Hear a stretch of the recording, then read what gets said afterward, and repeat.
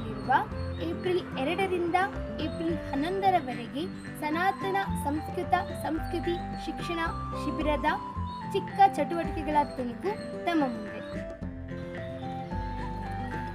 ನೀವು ಈ ರೀತಿಯಾಗಿ ಹೂವನ್ನು ಕಟ್ಟಲು ಬಯಸುತ್ತೀರಾ? ಈ ರೀತಿಯ ಸುಂದರವಾದ ಜಡೆಯನ್ನು ಧರಿಸಲು ಇಚ್ಛಿಸುತ್ತೀರಾ? ನೀವು ಈ ರೀತಿ ಮಾಡಬೇಕೇ?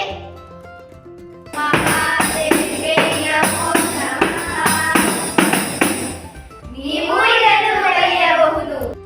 ನೀವು ಕೂಡ ಈ ರೀತಿಯ ರಂಗುರಂಗಾದ ರಂಗೋಲಿಯನ್ನು ಬಿಡಿಸಲು ಇಚ್ಛಿಸುವಿರಾ?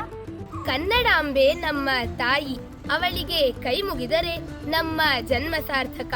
ಜೈ ಕರ್ನಾಟಕ ಮಾತೆ, ಜೈ ಭುವನೇಶ್ವರಿ. ಇದು ಸಂದೇಶದ ತುಣುಕು. ಸಂಪೂರ್ಣವಾಗಿ ನೀವು ಬಂದಾಗ ಕಲಿಸುತ್ತೇವೆ.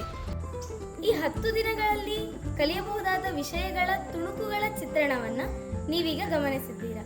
ಇನ್ನೂ ಹೆಚ್ಚಿನ ವಿಷಯಗಳ ಕಲಿಕೆಗಾಗಿ ನಮ್ಮ ಗುರುಕುಲದಲ್ಲಿ ನಡೆಯುವಂತಹ ಸನಾತನ ಸಂಸ್ಕಾರ ಶಿಬಿರಕ್ಕೆ ತಾವೆಲ್ಲರೂ ಬನ್ನಿ. ನಮ್ಮ ಗುರುಕುಲಕ್ಕೆ ಬನ್ನಿ.